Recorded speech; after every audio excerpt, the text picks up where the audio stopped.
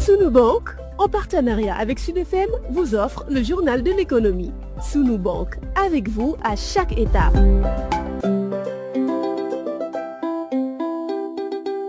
Bonjour, notre pays va accueillir du 7 au 9 juillet prochain la deuxième édition du Forum africain de l'économie sociale et solidaire.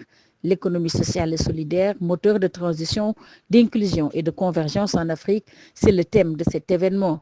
La cérémonie de lancement des travaux du comité local a été présidée par le ministre de la Microfinance et de l'économie sociale et solidaire, Alioune John. Il est au micro de Denisia Sambou. Que l'économie sociale et solidaire occupe une place extrêmement importante dans l'agenda de la diplomatie économique. Comme vous le savez, on a tenu le Forum mondial sur l'économie sociale et solidaire à Bordeaux. Auparavant, on avait tenu ce sommet ici à Dakar. Le premier sommet de l'économie sociale et solidaire à l'échelle africaine, appelé FORA-ES, a été organisé au Cameroun. La deuxième édition va être organisée ici à Dakar du 7 au 9 juillet. C'est à ce titre qu'on avait entamé toute une série de travaux. Mais avant cela, la présente édition était prévue au mois de janvier au Congo. Malheureusement, pour des raisons indépendantes de la volonté des autorités étatiques de ce pays, cette édition a été reportée et la communauté internationale a saisi le Sénégal, compte tenu de son dynamisme particulier sur l'économie sociale et solidaire, pour organiser ce rendez-vous majeur. C'est à ce titre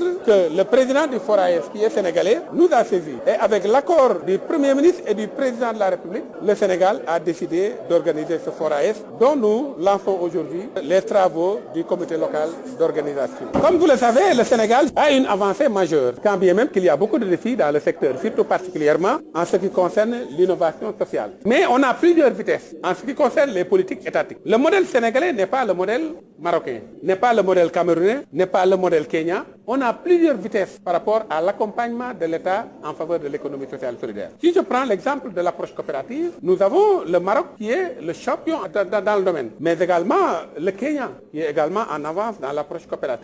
Cependant, le Sénégal a fait une innovation majeure avec les coopératives productives solidaires. Car comme vous le savez, les coopératives sont un instrument important de l'ESS. Mais malheureusement, on avait jusque-là, pour l'essentiel des coopératives de mutualisation et d'agrégation. Mais on n'avait pas des coopératives de production solidaire. Et c'est à ce niveau qu'on peut véritablement assurer une inclusion économique des jeunes et des femmes. Voilà en fait l'une des raisons qui fait qu'il faudrait qu'on échange durant ces moments sur la convergence. D'où l'intérêt de ce thème, modèle de transition et de convergence en Afrique. Voilà l'explication majeure au plan scientifique du choix de ce thème majeur. C'était Alioune John, le ministre de la Microfinance et de l'économie sociale et solidaire.